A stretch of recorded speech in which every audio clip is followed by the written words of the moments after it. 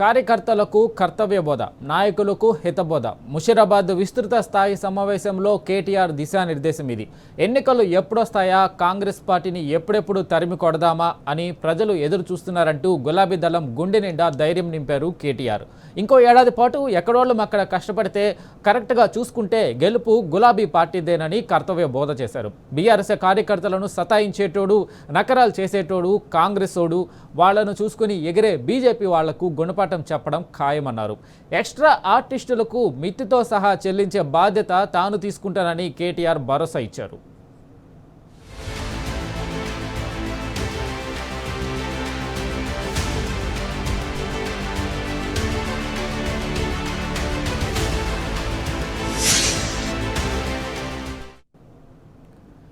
దేశంలో పారదర్శకంగా ఓటర్ల జాబితాను సిద్ధం చేయాలన్న లక్ష్యంతో కేంద్ర ఎన్నికల సంఘం చేపట్టిన ప్రత్యేక సమగ్ర సవరణ ప్రక్రియపై ఎన్నో సందేహాలు ఉన్నాయని బీఆర్ఎస్ వర్కింగ్ ప్రెసిడెంట్ కేటీఆర్ అన్నారు.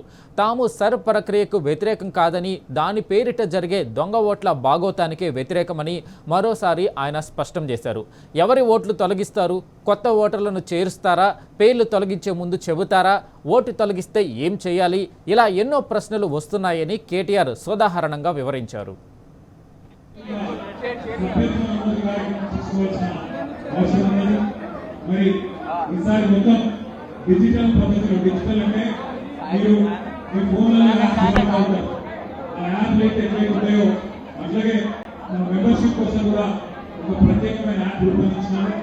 దానికి సంబంధించి డివిజన్ వారీగా ఈ నియోజకవర్గంలో ఉన్న 275 పోలింగ్ బూత్ల వారీగా ఏ రకంగా మెంబర్షిప్ కార్యక్రమం చేసుకోవాలి, దాని గురించి ఎంతసేపు, అట్లాగే కేంద్ర ప్రభుత్వం చేపట్టిన ఎలక్షన్ కమిషన్ ఆఫ్ ఇండియా చేపట్టిన స్పెషల్ ఇంటెన్సివ్ డివిజన్, ఈ రెండింటికి సంబంధించి ముందుగా మీకు స్పెషల్ ఇంటెన్సివ్ డివిజన్ అంటే ఏంటి, एसआईआर बोले तो क्या है, इसके बारे में हम लोगों को क्या सोचना चाहिए, इसके बारे में हमें क्या करना चाहिए, कैसे हमें कायनात रहना चाहिए, इन सभी चीजों के बारे में मैं आपको पहले कुछ बताने की कोशिश करूंगा.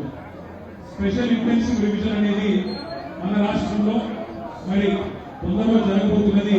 మీ అందరికీ తెలుసు. దయచేసి ఒకటి మనసు పెట్టండి ప్లీజ్. ఆ ఫోన్ బంద్ చేసి కొద్దిసేపు స్క్రీన్ దృష్టి పెట్టి స్క్రీన్ చూసి దయచేసి జాగ్రత్తగా వినండి చెప్పిన ప్రార్థన. ఎస్ఐఆర్ అనే కార్యక్రమం చాలా చాలా ప్రాముఖ్యత కలిగిన కార్యక్రమం. ప్రతి ఒక్క మనిషికి డాక్టర్ బాబాసాహెబ్ అంబేద్కర్ గారు రాసిన రాజ్యాంగం ప్రకారం భారతదేశంలో నువ్వు ధనవంతుడైనా లేదా పేదవాడివైనా, నువ్వు ఎవరైనా, ఏ కులమైనా ఏ మతమైనా, భారతదేశంలో ప్రతి మనిషికి ఒకటే ఒక ఓటు. ఏ మనిషికైనా, అది అంబానీకైనా లేదా సామాన్యుడికైనా ఒకటే ఓటు ఉంటుంది. మరి ఆ ఓటు హక్కు అనేది చాలా చాలా ముఖ్యమైన కార్యక్రమం కాబట్టి మీ అందరికీ కొన్ని విషయాలు తెలవాలని చెప్పి ఈ ప్రెజెంటేషన్ మనం ఏర్పాటు చేస్తున్నాం. Next slide. మీరు एसआईआर అంటే एसआईआर बोले तो क्या है, एसआईआर पहली बार हुआ क्या, इससे पहले भी हो चुका था. భారతదేశానికి స్వాతంత్రం వచ్చింది 1947. మనకు హైదరాబాద్ రాష్ట్రానికి ఈ సంవత్సరం ఇంకా తర్వాత మనకు స్వాతంత్రం వచ్చింది 1948 సెప్టెంబర్ 17. 1952లో మొదటిసారి భారతదేశంలో ఎలక్షన్ జరిగింది. ఆ 4 ఏళ్లలో 47 నుంచి 51 మధ్యలో చాలా సీరియస్ సంప్రదింపులు జరిపి భారతదేశం అంతా తిరిగి డాక్టర్ బాబాసాహెబ్ అంబేద్కర్ గారి నాయకత్వంలో భారతదేశానికి ఒక రాజ్యాంగం రూపొందించుకున్నాం. ఆ రాజ్యాంగం ప్రకారం భారతదేశంలో ఎవరికైనా ఒకటే ఓటు, ఒకటే హక్కు. కానీ ఒక వాస్తవం ఏంటి అంటే, మరి ఈ రోజు కూడా స్వాతంత్రం వచ్చిన తర్వాత 79 ఏళ్ళ కూడా ఆ ఓటర్ లిస్టు తప్పులు తడకకున్నది. కొన్ని అక్కడక్కడ మా ఓట్లు దొరకలేవు అనే బాధ కొంత, దొంగ ఓట్లు ఉన్నాయనే బాధ కొంత ఎప్పటికప్పుడు మనకు కనబడుతూనే ఉంటుంది. అందుకే కేంద్ర ప్రభుత్వం ఎన్నికల కమిషన్ ద్వారా ప్రతి 7 ఏళ్ళకు ఒకసారి మనకు ఎస్ఐఆర్ అనే కార్యక్రమం చేస్తారు. ఎస్ఐఆర్ అంటే ఏం లేదు, ఆ ఓటర్ లిస్టు చదివేవాళ్ళు, ఓటర్ లిస్ట్ అంతా చదివేబట్టి అందులో ఏమైనా తప్పు ఓట్లు ఉంటే తీసేసే కార్యక్రమం ఎస్ఐఆర్. ఇది మొదటిసారి జరుగుతలేదు. ఇప్పటికి భారతదేశంలో 13 సార్లు జరిగింది. 1950 నుంచి మొదలు పెడితే 2002 దాకా 52 ఏళ్లలో 13 సార్లు జరిగింది. ఈసారి జరగబోయేది 14 సార్లు. ఆఖరి వారు ఎప్పుడు జరిగిందంటే 2002 ఆనాడు ఉమ్మడి ఆంధ్రప్రదేశ్ ఉన్నప్పుడు ఆనాడు అప్పుడు జరిగింది. మరి ఎవరు చేస్తారు ఎస్ఐఆర్, ఏం చేస్తారు అంటే ఇది పెద్ద ఆగమాగమయ్యేది ఏం లేదు, అర్థం చేసుకుంటే మనసు పడుతుంటే చాలా సింపుల్ కూర్చోండి. ఇలా ఏం లేదు ఎస్ఐఆర్. మనము ప్రతి సంవత్సరం కూడా కావాలంటే కొత్తగా ఎవరికైనా 18 ఏళ్ళు ఉంటే మనం పోయి ఓటు రాయించుకోవచ్చు. జిహెచ్ఎంసీ ఆఫీస్ పోయి ఆడ దరఖాస్తు చెప్తే కొత్త ఓటు రాస్తారు. కానీ ఎస్ఐఆర్ అంటే ఏంటి అంటే అధికారులు ఇంటింటికి వస్తారు. ఇంటింటికి వచ్చి ఎట్లయితే జనగణన సెన్సస్ జరిగినప్పుడు ఇంటింటికి వస్తారో అట్లే ఇంటికి వచ్చి మ్యాపింగ్ చేస్తారు. మ్యాపింగ్ అంటే ఏంటి? 2002లో లాస్ట్ టైం ఎస్ఐఆర్ జరిగినప్పుడు మీరు చూసినట్లయితే అక్కడ రోజున్న ఓటర్ లిస్ట్ ఏంటి, అట్లాగే లేటెస్ట్ ఓటర్ లిస్ట్ 2025లో లేటెస్ట్ ఓటర్ లిస్ట్ ఉంటుంది. ఆ రెండింటినీ పోల్చి చూస్తారు. ఉదాహరణకు 2002లో మీ అబ్బాయి పెళ్లి కాలేదు, 2025కు అట్లాగే మరి ఆ రోజు మీ కొడుకు 4 ఏళ్ళు ఉన్నాడు. మరి అలా 24 ఏళ్ళ తర్వాత ఓటర్ లిస్ట్ లో పేరు ఉన్నదా లేదా, 2025లో పేరు వచ్చిందా లేదా దానికి పోల్చి చూస్తారు. 2002 ఓటర్ లిస్ట్ తర్వాత 2025 చేస్తారు. నెంబర్ 1 ఇక్కడ ఇంపార్టెంట్ ఏంటి అంటే ఎవరు చేస్తారు, ఎవరు వాళ్ళు, మీ అంగన్వాడీ టీచర్లు, మీ మెగ్మా రిసోర్స్ పర్సన్. తర్వాత మీకు ఎప్పుడు స్టార్ట్ అవుతుంది అదంతా నేను వివరంగా అది అయినాక మ్యాపింగ్ అయితే మ్యాపింగ్ అయినాక మనం నింపాలి. నింపినాక ఒక లిస్టు పబ్లిష్ చేస్తారు. ఎవరు ఓటర్లు అని చెప్పి లిస్ట్ పబ్లిష్ చేస్తారు. ఆ లిస్టు మీద మనకి ఏమైనా ఎదురాలు ఉంటాయి, మనకేమైనా అభ్యంతరాలు ఉంటే మనం దరఖాస్తు పెట్టాలి. ఫైనల్ ఓటర్ లిస్ట్ పబ్లిష్ చేయాలి. ఇది ఎందుకు ఇంపార్టెంట్ అంటే ఇదివరకు మనకు జిహెచ్ఎంసీకి ఒక ఓటర్ లిస్ట్ ఉంటుంది, ఎమ్మెల్యే ఎలక్షన్ ఒక ఓటర్ లిస్ట్ ఉంటుంది, ఎంపీ ఎలక్షన్ ఒక ఓటర్ లిస్ట్ ఉంటుంది. ఇప్పుడు అటు ఉన్నది ఒకటే ఓటర్. కాంగ్రెస్ ప్రభుత్వాన్ని రేవంత్ రెడ్డిని తాను తిట్టిన తిట్ల కంటే ఎక్కువ గ్రామాల్లో తిడుతున్నారని బీఆర్ఎస్ వర్కింగ్ ప్రెసిడెంట్ కేటీఆర్ అన్నారు. పొరపాటున కాంగ్రెస్ నాయకులు ఎక్కడన్నా దొరికితే తన్నేటట్టే ఉన్నారని తెలిపారు. ఏ గ్రామాలైతే గెలిపించాయో, ఏ జిల్లాలైతే గతంలో పొరపాటున కాంగ్రెస్ పార్టీకి ఓటేశారో వాళ్లంతా తిరుగుబాటు మూడ్లో ఉన్నారని కేటీఆర్ స్పష్టం చేశారు. చూస్తుంటే 2.5 ఏళ్ళు అయిపోయింది. చూస్తుంటేనే 2.5 ఏళ్ళు అయిపోయింది. రేవంత్ రెడ్డి వచ్చిండు, అయ్యో కేసీఆర్ వేయిండు, అయ్యో ఇట్లా జరిగిపోయాయి అని చెప్పి హైదరాబాద్ వాళ్ళందరూ ఒక 6 నెలలు షాకులు ఉండే. ఎందుకంటే మీరు మషీరాబాద్ వాళ్ళు మీరు మోసపోలే కాంగ్రెస్ తో, మీరు బ్రహ్మాండంగా కేసీఆరే ఉండాలి, మళ్ళా ముఠా గోపాల్ గారు గెలిస్తేనే కేసీఆర్ గారు ముఖ్యమంత్రి అవుతారని చెప్పి మీరు కరెక్ట్గానే ఓటేసి. కానీ ఊర్లలో మనోళ్ళు కొంతమంది ఆగమైంది. ఎందుకంటే వాళ్ళ మాటలు అట్లుండే, తప్పు వాళ్ళది కూడా కాదు, కాంగ్రెస్లో మాటలు అట్లుండే. ఎట్లా కేసీఆర్ మీకు ₹1,00,000 ఇస్తుంది కదా, పెళ్లి చేసుకుంటే మేము మీకు తులం బంగారం ఇస్తామని చెప్పి. ఇక తులం బంగారం అంటే లేడీస్కి కొద్దిగా సెంటిమెంట్ వర్కౌట్ అవుతుంది కదా, అయింది. అట్లాగే ఏం చెప్పింది మీ అశోక్ నగర్, ఎక్కడనో కాదు మీ కాన్స్టిట్యున్సీని, మీ ముషీరాబాద్లోనే రాహుల్ గాంధీ గారు వచ్చి ఏం చెప్పిండు, ఛాయ్ హోటల్ కాడ కూర్చున్నాడు, అందరు పిల్లలను పిలుచుకున్నాడు. ఆ కోచింగ్ సెంటర్లకు పోయే పిల్లలందరినీ పిలుచుకొని ముచ్చట పెట్టి ఏం చెప్పిండు, మీరు 2 ఉద్యోగాలు కూడా కొట్టుర్రి, 2 ఉద్యోగాలు కేసీఆర్ది కేటీఆర్ది, నేను 2 లక్షల ఉద్యోగాలు ఇస్తాను మీకు మొదటి సంవత్సరం నేను చెప్పింది. మరి ఇప్పుడు చెప్పి 2.5 ఏళ్ళు అయిపోయాయి. ఇప్పటివరకు ఇచ్చిన ఉద్యోగాలు ఎన్నాయా అంటే 11,000 ఉద్యోగాలు. చెప్పింది 2 లక్షలు, ఇచ్చింది 11,000. ఇలా వాళ్ళు వీళ్ళు కాదు, ఆ పిల్లలే రాహుల్ గాంధీ ఎక్కడైనా కనబడితే తన్నేటట్టున్నారు. ఇప్పుడు చిక్కడపల్లి లైబ్రరీలా, అశోక్ నగర్ చౌరస్తాలా రేవంత్ రెడ్డికి ధైర్యం లేదు, రాహుల్ గాంధీకి ధైర్యం లేదు. సెక్యూరిటీ లేకుండా రండిరాపై మాట్లాడదామంటే ఎవరికి ధైర్యం లేదు. అట్లాగే జాబ్ క్యాలెండర్ అన్నారు, జాబ్ క్యాలెండర్ మర్చిపోయింది. ఒక వర్గాన్ని కాదు మోసం చేసింది, మహిళలను మోసం చేసిండు, రైతులను మోసం చేసిండు. ఇక పట్టణ పొల్లు అయితే మామూలు గోస పెడతలేడు. ఏమన్నా అంటే ఒకటే నేర్చుకున్నాడు ఆయన రేవంత్ రెడ్డి గారు. ఏమంటాడు, ఏది హైడ్రామా వేరే కొత్తది నేర్చుకున్నాడు ఈ మధ్యన. ఏమైనా రేవంత్ రెడ్డి మరి 100 రోజుల్లోనే 6 గ్యారంటీలు అంటివి కదా, 420 హామీలు ఇస్తేవి కదా, 13 డిక్లరేషన్లు ఇస్తేవి కదా, ఎప్పుడు చేస్తావు నాయన? 100 రోజులని ఫేకినావు కదా, మా సలీం ఫేకు కానికంటే పెద్ద ఫేకుడు నువ్వు. మరి నువ్వు ఇంత అన్యాయం ఉంటాడా ఎక్కడన్నా అంటే ఇప్పుడు ఏమంటుండే ఎరికైనా రేవంత్ రెడ్డి చాలా కొత్త డైలాగ్ నేర్చుకున్నాడు. మొన్న ఆదిలాబాద్లో చెప్తున్నాడు పబ్లిక్ మీటింగ్లో, ఎంత కండలు తిరిగిన పైల్వాన్ అయినా 3 నెలల పిల్లలు పుట్టిస్తాడా? మాకు తెలియదా 3 నెలల పిల్లలు పుట్టారని?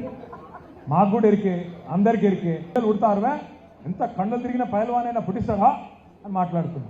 నేను అడుగుతున్నా రేవంత్ రెడ్డి గారు, 3 నెలల్లో పిల్లలు పుట్టారు కరెక్టే, ఒప్పుకుంటా. కానీ 30 నెలలైనా పుట్టకపోతే ఏమనాలి నిన్ను? నేనేమంటలేదు, ఆయన చెప్పిందంటే చెప్తున్నా. 30 నెలలు అయింది కదా, 3 నెలల్లో పిల్లలు పుట్టారు కరెక్టేనయ్యా. 30 నెలలు ఉండకపోతే ఏమనాలి మరి? నిన్ను ఏం అడగాలి? నువ్వే చెప్పినావు కదా, నేను అనలే, నువ్వే చెప్పినావు కదా. 2.5 లక్షల రూపాయలు సంవత్సరానికి, 2.5 లక్షల రూపాయలు ఒక్కొక్క కుటుంబానికి వస్తాయని చెప్పినావు నువ్వు. సంవత్సరానికి 2.5 లక్షల రూపాయలు వస్తాయని చెప్పినావు. ఒక్క కుటుంబం చూపెడతావా రాష్ట్రంలో? ఒక్క కుటుంబం ఎవరికన్నా 2.5 లక్షలు వచ్చిన వాళ్ళు ఒక్కళ్ళు ఉన్నారు? కాంగ్రెస్ వస్తే రైతు బంధు బంద్ అవుతుందని కేసీఆర్ అన్నారని చెబుతూ తామేమన్నా దివానాగాళ్లమా, దిమాక్ లేదా అన్న రేవంత్ ఇప్పుడేం సమాధానం చెబుతాడని కేటీఆర్ నిలదీశాడు. కాంగ్రెస్ ప్రభుత్వం వచ్చి 2.5 ఏళ్లు దాటినా 4 సార్లు రైతు బంధు ఎగ్గొట్టిన చరిత్ర రేవంత్ రెడ్డిదన్నారు. మరి అలాంటప్పుడు రేవంత్ రెడ్డిని దివానాగాడ అనకుండా ఇంకేమన్నాలన్నారు. 2 లక్షల ఉద్యోగాలని పిల్లల్ని మోసం చేసింది, జాబ్ క్యాలెండర్ అని పిల్లల్ని మోసం చేసింది. అట్లాగే మన రైతులకు కేసీఆర్ 10,000 ఇస్తే నేను 15,000 ఇస్తా అన్నాడు. కేసీఆర్ ఈయనోళ్ళు కౌలు రైతులకు కూడా ఇస్తా అన్నాడు. 2 పంటలకు కాదు 3 పంటలకు రైతు బంధు ఇస్తా అన్నాడు. ఇక చెప్పలేదు డైలాగులు, 2 డైలాగులు కొట్టిండు. 34 హామీలు ఇచ్చిండు రైతులకు, ఒక్కటి నిలబెట్టుకోలేదు. ఎస్సీ ఎస్టీ సోదరులకు మీరు ఇల్లు కట్టుకుంటే 6 లక్షలు ఇస్తా, 6 లక్షలు అందరికి 5 లక్షలు, మీకు 6 లక్షలు. నేను అడుగుతున్నా ఇవాళ రేవంత్ రెడ్డి గారు, హైదరాబాద్ మహానగరంలో జిహెచ్ఎంసీ పరిధిలో 2.5 ఏళ్లలో ఒక్క ఇల్లు కట్టినవా? ఒక్క ఇల్లు కట్టిండా? వినబడతలేదు. ఎన్ని ఇల్లు కూలగొట్టిండు? ఎన్ని కూలగొట్టిండు? చెప్పుకున్నాడేమో గుంపు మేస్త్రి అంటావు. గుంపు మేస్త్రి అంటే కడతాడా కూలగొడతాడమ్మా? నాకు తెలియక అడుగుతా. కట్టేటోడు మేస్త్రి కానీ కూలగొట్టేటోడు మేస్త్రి ఎట్లయితాడు?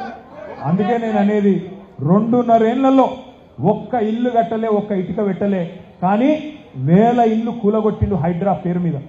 ఎంతమంది కొంపలు కూలగొట్టిండు, ఎంతమంది కొంప ఉచ్చుకున్నాడు, ఎంతమందిని మానసిక క్షోభ పెట్టి చంపిండు మీ కళ్ళ ముంగట్నే ఉన్నది. ఏదైతే మేము అశోక్ నగర్లో చేసినామో, తెల్లారులేస్తే మూసి మూసి అంటాడు కదా ఈయన, నువ్వు కూడా గదే పని చేయి.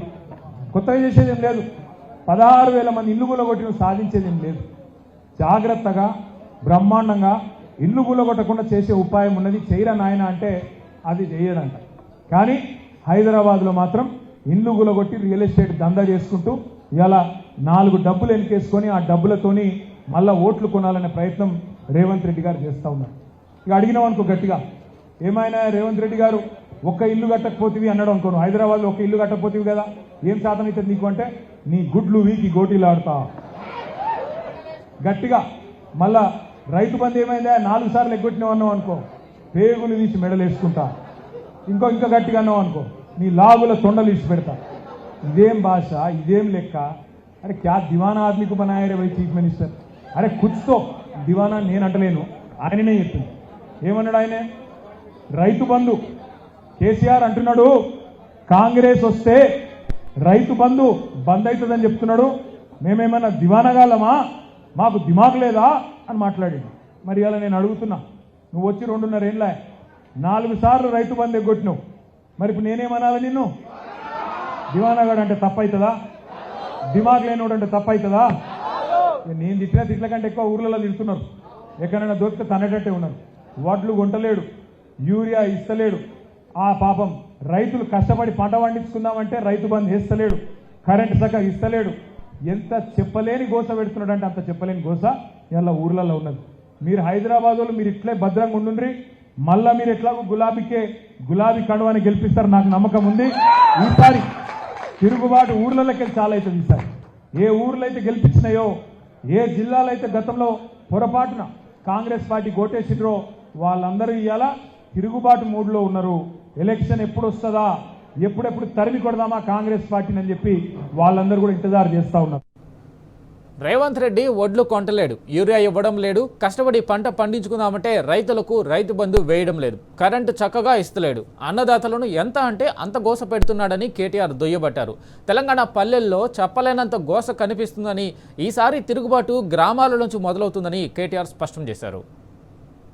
ఇంకొక సంవత్సరం పాటు కష్టపడితే ఎక్కడోళ్ళం అక్కడ సంవత్సరంన్నర అరుచుకుంటే, ఎక్కడోళ్ళం అక్కడ కరెక్ట్గా చూసుకుంటే ఆ తర్వాత హిసాబ్ కితాబ్ చేసేది చాలా ఉన్నది. మనని ఇవాళ సతాయించేటోడు, నకరాలు చేసేటోడు, కాంగ్రెస్ వాడు చూసుకొని ఎగిరే బీజేపీ చాలా మంది ఎక్స్ట్రా ఆర్టిస్టులు ఉన్నారు. వాళ్ళందరికీ మిత్తితో సహా చెల్లించే బాధ్యత నాది, నేను తీసుకుంటా. మనం అందరం చేయవలసిన పని ఒకటే, ఇంకొక సంవత్సరం పాటు మొదలు కార్పొరేషన్ ఉన్నది. క్రికెట్లో ఎప్పుడు చెప్తారు, ఇప్పుడు ఐపీఎల్ నడుస్తుంది కదా, నెక్స్ట్ ఓవర్ గురించి ఆలోచించవద్దు, నెక్స్ట్ బాల్ గురించి ఆలోచించాలి. నెక్స్ట్ ఓవర్ అంటే అసెంబ్లీ, ఇంకా టైం ఉన్నది దానికంటే ముందే కార్పొరేషన్ ఎలక్షన్ ఉంది. సరే పోయినసారి ఏం తప్పు జరిగిందో నాకు తెలియదు, టికెట్లు తప్పించినమా ఇంకోటి తప్పించినమా. ఈసారి 9 డివిజన్లు అవుతున్నాయి. 9 డివిజన్లలో నేనైతే ఎవరికి మాట ఇయ్యలే, గోపాలన్న కూడా ఎవరికి మాట ఇయ్యలే. ఎవరు ఎక్కువ ఉరుకుతారో, ఎవరు ఎక్కువ జనంలో ఉంటారో, ఎవరు ఎక్కువ ప్రజల చుట్టూ తిరుగుతారో వాళ్ళకే టికెట్లు ఇస్తారు. నాయకుల చుట్టూ తిరుగుడు కాదు, జనం చుట్టూ తిరుగుండ్రి. సమస్యలు బొచ్చెడున్నాయి. ఇండ్లు లేక, మోరీలు సాఫ్ చేసేవాళ్ళు లేక, రోడ్లు చక్కగా లేక, మున్సిపల్ మంత్రి లేక, దోమలు గుట్టి మామూలు బాధలో లేరు జనం. ఫీజు రీయింబర్స్మెంట్ వస్తలేదు, ఉన్న వసతులు కూడా అన్ని ఖరాబ్ అయిపోయినాయి, ఆగమాగం ఉన్నది పరిస్థితి. వాళ్ళ కష్టాలలో అండగా నిలబడే ప్రతి నాయకుడిని ప్రజలు నెత్తి మీద పెట్టుకుంటారు. దయచేసి మరి మండే నుంచి ఎక్కడోళ్ళక్కడ ఫీల్డ్ తిరగాలి, మెంబర్షిప్ గట్టిగా చేయాలి. ఎస్ఐఆర్ కార్యక్రమం ఇంత వివరంగా నేను చెప్పినా జాగ్రత్తగా చూసుకోవాలి. ఎవరెవరైతే క్రమశిక్షణతో రేపటి రోజు వాళ్ళకే రేపు పార్టీ గుర్తింపిస్తుందని చెప్పి కూడా విజ్ఞప్తి చేస్తూ, ప్రజాస్వామ్య పరిరక్షణలో ఓటు వజ్రాయుధం లాంటిదన్న కేటీఆర్ దేశాభివృద్ధి కోసం నిస్వార్థంగా పనిచేసే వారిని ఎన్నుకోవడానికి ఓటు ఒక చక్కటి మార్గంగా పనిచేస్తుందన్నారు. సర్ ప్రక్రియ ఓటు మెజారిటీని నిర్ణయిస్తుందన్నారు. ఓటు హక్కు పొందడానికి యువతకు మరిన్ని అవగాహన కార్యక్రమాలు చేపట్టాలని దిశానిర్దేశం చేశారు. చదువుకున్న యువత సకాలంలో ఓటు హక్కు పొందితే దీనికి మరింత సార్థకత చేకూరుతుందన్నారు. ఇంపార్టెంట్, ఇది గుర్తుపెట్టుకోండి.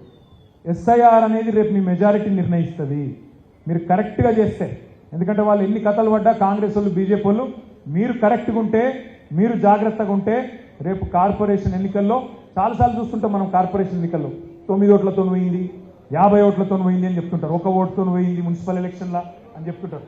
ఒక్కొక్క ఓటు ఇంపార్టెంట్ కాబట్టి, గెలిచినా కూడా మీ మెజారిటీని నిర్ణయించేది ఎస్ఐఆర్ కాబట్టి చాలా జాగ్రత్తగా చూసుకోవాలి. మరి ఎవరు ఎక్కువ ఓట్లు, మరి ఎవరైనా కింద మీద చేసే అవకాశం ఎవరిది ఉంటుందంటే, ఎవరైతే 18 to 43 ఉన్నారో 2022లో కొంతమంది పేరు ఉండకపోవచ్చు, వాళ్ళది మ్యాపింగ్ సరిగ్గా చేసుకోవాలి. 2002 లిస్టుతో కొంతమంది వేరే జాగాలకి వెళ్ళి హైదరాబాద్ వచ్చిన వాళ్ళు ఉంటారు, వాళ్ళ మ్యాపింగ్ సరిగ్గా చేసుకోవాలి. ఇక్కడ కొన్నిసార్లు బూత్లలో ఓట్లు గల్లంతైతే స్పెల్లింగ్లు కూడా తేడా ఉంటాయి. ఉదాహరణకు జయసింహ అని ఉంటే జయసింహ కలిపి రాస్తే ఒక తీరు ఉంటుంది, జై పక్కకు గ్యాప్ ఇచ్చి సింహాన్ని రాస్తే ఇంకో తీరు ఉంటుంది, అది కంప్యూటర్ తెలియదు. అట్లా చిన్న స్పెల్లింగ్ తేడాలతో కూడా అక్కడక్కడ ఇబ్బంది జరుగుతుంది. కాబట్టి చాలా జాగ్రత్తగా బూత్ లెవెల్ ఏజెంట్లు మీకు ఏం చేస్తున్నామంటే, మీ అందరికీ ఇప్పుడు నేను చెప్పడం మాత్రమే కాకుండా మీ అందరికీ ఇక బూత్ లెవెల్ ఏజెంట్లకు ఈ కాగితాలు కూడా ఇచ్చిన, మీకు ఇచ్చిన దాన్ని ఉండొచ్చు, చూసుకోండి ఒకసారి. ఉన్నాయా లేవా? ఇంటికి పోగానే మంచిగా అర్రలు భద్రంగా దాచిపెట్టి చదవకూడదు, అంతే కదా. ఇంటికి పోగానే అట్లా ఇది అవతల వాడేసి అది ఇవతల వాడేసి మళ్ళీ తూవాల దులిపి బయట పడేది. చదువుని జర అందులో ఏం రాసిండ్రు, ఏమిటిది, మీ బాధ్యత ఏంది జర చూసుకోండి, చదవండి. Next slide. ఇక్కడ ఓటు రాయించాలి, కొత్తగా 18 ఏళ్ళు నిండిన వాళ్ళందరికీ ఓటు రాయించాలంటే ఏముండాలి అంటే ఈ 13 ఐడెంటిటీ కార్డులో ఏదున్నా సరిపోతుంది. కొత్త ఓటు రాయించాలంటే మీ దగ్గర ఏదున్నా, బర్త్ సర్టిఫికేట్ కావచ్చు, పాస్పోర్ట్ కావచ్చు, ఇది సుప్రీంకోర్టు ఇచ్చింది తీర్పు. ఈ 13 ఏది ఉన్నా సరే, ఒక ఎస్సీ ఎస్టీ కాస్ట్ సర్టిఫికేట్ ఉన్నా సరే, ఆధార్ లెటర్ ఉన్నా సరే, లేదా మీకు ఈ మెట్రికులేషన్ సర్టిఫికేట్, 13 కొత్త ఓటు రాయాల్సింది. ఓటర్ల జాబితా ఖచ్చితత్వంపై ఆధారపడి ఉంటుందని కేటీఆర్ అన్నారు. వివాదాస్పదమైన ఈ ప్రక్రియను కేవలం పరిపాలనా సౌలభ్యం కోసం చేపట్టొద్దని సూచించారు. ఈసీ చేపట్టిన ఎస్ఐఆర్ ప్రక్రియ రాజ్యాంగబద్ధమేనని, ఎవరు ఓటు వేయాలి, ఎవరు వేయకూడదు అన్నది పాలక పక్షాలు నిర్ణయించే స్థాయిలో ఉండొద్దన్నారు. అందుకే అర్హుల ఓటు పోవద్దు, దొంగ ఓటు ఉండొద్దన్నదే బీఆర్ఎస్ పార్టీ నినాదమని కేటీఆర్ స్పష్టం చేశారు. మీకు కావాల్సిన అన్ని BLA work book, BLA hand book ఇస్తాం. దీంతో పాటు బిఎల్ఏ వర్క్ బుక్ అనేది ఇంకోటి ఇస్తాం, 2 ఇస్తాం. వర్క్ బుక్లో ఏముంటుంది, ఓటర్ లిస్ట్ ఉంటుంది. మీ పరిధిలో 1000 ఓట్లు ఉంటాయి కదా బూత్ పరిధిలో, ఆ 1000 ఓట్లల్లో ఎన్ని చచ్చిపోయిన వాళ్ళ ఓట్లు ఉండొచ్చు, ఎన్ని షిఫ్ట్ అయిన వాళ్ళ ఓట్లు ఉండొచ్చు, ఎన్ని మరి డూప్లికేట్ ఓట్లు ఉండొచ్చు, అవన్నీ కూడా అన్న రాయాలి. ఇక ఈ హ్యాండ్ బుక్ ఏమో మీకు సంపూర్ణమైన అవగాహన కోసం మీకు ఇస్తా ఉన్నాం. దీంతో పాటు మీకు ఎక్కడన్నా ఇబ్బంది ఉంటే వెంటనే మీ కాన్స్టిట్యూన్సీ ఇన్ఛార్జ్ మీ ఎమ్మెల్యే గారికి కానీ పార్టీ లీగల్ సెల్ కానీ మీరు చెప్పినట్టయితే అర్హుల ఓటు ఒక్కటి కూడా పోవద్దు. ఆ బ్యాడ్జ్ చేస్తాం ఇక తమ్ముడు బ్యాడ్జ్ మీద బ్యాడ్జ్ ఈ బ్యాడ్జ్ అర్హుల ఓటు జయసింహ ఇగో ఏం చెప్తున్నాడంటే అర్హుల ఓటు పోవద్దు, దొంగ ఓటు ఉండొద్దు. ఇగో ఇడునసు అర్హుల ఓటు పోవద్దు, దొంగ ఓటు ఉండొద్దు. ఇది నిజంగా చెప్పాలంటే ఎలక్షన్ కమిషన్ చేయాల్సిన పని, కానీ మనం చేస్తున్నాం వాళ్ళ కోసం. ఎందుకంటే నిజాయితీగా కొట్లాడినా ఎలక్షన్ మనమే గెలుస్తాం కాబట్టి ఆ ధైర్యంతోనే అర్హుల ఓటు ఒక్కటి పోవద్దు. ఆయన మైనారిటీయా మెజారిటీ కాదు, అర్హుడైతే వాళ్ళకి అర్హత ఉంటే ఖచ్చితంగా ఓటు ఉండాలి. किसी भी हाल में किसी एक का भी वोट नहीं जाना चाहिए, चाहे कुछ भी कोशिश ऑफिसर कर ले, कोई भी पार्टी कर ले, जो सत्ता में पार्टी है वो लोग भी कर ले. हमारी लड़ाई यही है कि जो भी जिसका भी हक है वोट पे उसको वोट मिलना चाहिए, उसको अपना हक मिलना चाहिए. రేవంత్ ప్రభుత్వం ఎన్ని కుట్రలు చేసినా 14 ఏళ్లు పోరాడి తెలంగాణను సాధించిన కేసీఆర్ను ప్రజలు మరచిపోరని అన్నారు మాజీ మంత్రి తలసాని శ్రీనివాస్ యాదవ్. 2.5 ఏళ్లుగా రేవంత్ సర్కారు పాలనపై ప్రజలు విసిగిపోయారని, ఏ ఎన్నికల్లో అయినా గులాబీ జెండా ఎగరడం ఖాయమని ధీమా వ్యక్తం చేశారు. రాబోయే జీహెచ్ఎంసీ ఎన్నికల్లో బీఆర్ఎస్ ఘన విజయం సాధించేలా గులాబీ సైనికులు పనిచేయాలని పిలుపునిచ్చారు మాజీ మంత్రి శ్రీనివాస్ గౌడ్. పరిపాలన చూసింది కదా, ఈ పంట పెట్టి తొక్కుడు, పేగులు మెడ వేసుకున్నాడు, ఇవన్నీ మనం చూస్తున్నాం. ప్రజలే పంట పెట్టి తొక్కే రోజులు ఇంకొక 2 సంవత్సరాలు అయితే ప్రజలే పేగులు మెడలు వేసుకుంటారు. అధికారం అనేది ఎవరికి శాశ్వతం కాదు, అధికారం వస్తుంటుంది పోతుంటాయి. కానీ భారతదేశ చిత్రపటంలో కేసీఆర్ గారి పేరుని ఎవరైనా తూర్పేస్తారా? ఎవరైనా తూర్పేయగలుగుతారా? ఈ భారతదేశ చిత్రపటంలో కేసీఆర్ గారు పోరాడి ప్రాణాన్ని సైతం లెక్క చేయకుండా తెచ్చిన తెలంగాణని చరిత్రలో ఎవడన్నా మలిపేయగలుగుతుందా? మలిపించే పరిస్థితి లేదు. ఈ ప్రభుత్వం ఖతమైపోయింది. ఈ ప్రభుత్వం మీద ప్రతి ఒక్కరు కూడా తీసుకొచ్చింది. ఏమంటే కూడా సంతోషంగా లేదు. ప్రతి ఒక్కరు కూడా ఎప్పుడు ఎలక్షన్ వస్తుంది, ఎప్పుడు కేసీఆర్ గారిని మళ్ళా ముఖ్యమంత్రి చూడాలని ప్రజలందరూ యోచిస్తూ ఉన్నారు. కనుక కార్యకర్తలందరూ కూడా రాబోయే జిహెచ్ఎంసీ ఎలక్షన్ చాలా ప్రతిష్టాత్మకంగా తీసుకోవాలి. మన నాయకుడు ఎవరు టికెట్ ఇచ్చినా అందరం కూడా ఆ వేరే క్యాండిడేట్ గెలిపించుకోవాలి. ఎన్టీఆర్ విగ్రహం పేరుతో రాష్ట్రంలో కుట్ర రాజకీయాలు చేస్తుందని రేవంత్ ప్రభుత్వంపై మండిపడ్డారు ఎమ్మెల్సీ దేశపతి శ్రీనివాస్. హైదరాబాద్పై చంద్రబాబు పట్టు కోల్పోవడంతో నిద్ర పట్టడం లేదని, అందుకే రేవంత్ ముసుగులో పట్టు కోసం ప్రయత్నిస్తున్నాడని విమర్శించారు. తెలంగాణ అస్తిత్వంపై కుట్ర జరుగుతుందని ఎమ్మెల్సీ దాసోజు శ్రవణ్ ఆగ్రహం వ్యక్తం చేశారు. రేవంత్ నాయకత్వంలో బీజేపీ కాంగ్రెస్ కొత్త కూటమిగా ఏర్పడి తెలంగాణను దోచుకునేందుకు ప్రయత్నిస్తున్నారని విమర్శించారు బీఆర్ఎస్ పార్టీ ప్రధాన కార్యదర్శి ఆర్ఎస్ ప్రవీణ్ కుమార్. ఎన్టీ రామారావు విగ్రహం పెట్టి నిజానికి రేవంత్ రెడ్డి పెట్టదలుచుకుంది, ప్రతిష్ఠించదలుచుకుంది ఎన్టీ రామారావు కాదు. ఎన్టీ రామారావును ముందట పెట్టి చంద్రబాబు నాయుడిని ప్రతిష్ఠించదలుచుకున్నాడు రేవంత్ రెడ్డి. తెలంగాణలో చంద్రబాబు నాయుడుకు నిద్ర పడతలేదు. హైదరాబాద్ తన పట్టులోంచి జారిపోయిందని చెప్పి ఆయనకు నిద్ర పడతలేదు. ఈ హైదరాబాద్ మీద మా పెత్తనం ఉండాలి, తిరిగి హైదరాబాద్ను ఎట్లా మన చేతుల్లో తీసుకోవాలి అనే కుట్రలో భాగంగా ఇవాళ మెల్లమెల్లగా మొదట రాగానే తెలంగాణ తల్లిని మార్చి పారేసింది. తెలంగాణ తల్లి చేతిలో బతుకమ్మ ఉన్నది. బతుకమ్మ ఉంటే ఓర్వలే రేవంత్ రెడ్డి. రేవంత్ రెడ్డి వచ్చిన తర్వాత బతుకమ్మ పండుగల ఉత్సాహమే పోయింది. ప్రభుత్వం చేసే ఆ వసతులు పోయినాయి, చెరువుల దగ్గర ఏర్పాట్లు లేవు, బతుకమ్మ పండుగ వైభవమే పొడగొట్టిండు. చివరికి తెలంగాణ తల్లి చేతి నుంచి బతుకమ్మని తీసేసిండు. తెలంగాణ తల్లి మెడలనట నగలు ఉండొద్దట. రేవంత్ రెడ్డి కుటుంబ సభ్యులు నగలు వేసుకుంటలేరా? వాళ్ళు వైభవంగా ఉండొచ్చు, కానీ తెలంగాణ తల్లి మాత్రం పేదగా ఉండనట. తెలంగాణ అస్తిత్వం పైన దాడి చేయాలి.